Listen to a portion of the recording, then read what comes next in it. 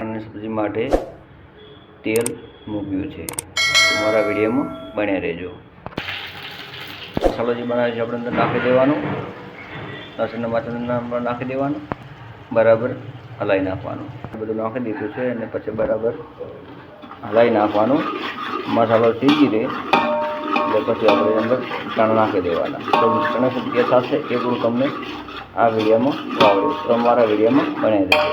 પછી ચણા બરાબર હલાવી નાખવાનું અને ઉપર આ કસ્તુરી મેથી ઉપર નાખી છે અને થોડું હલાવી દેવાનું એટલે ટેસ્ટ બને સબ્જી. તો મિત્રો વિડીયો આખો જોજો અને આગળ શેર પણ કરજો. જોરદાર બનાવ્યો સાલાનું એમ ને. હા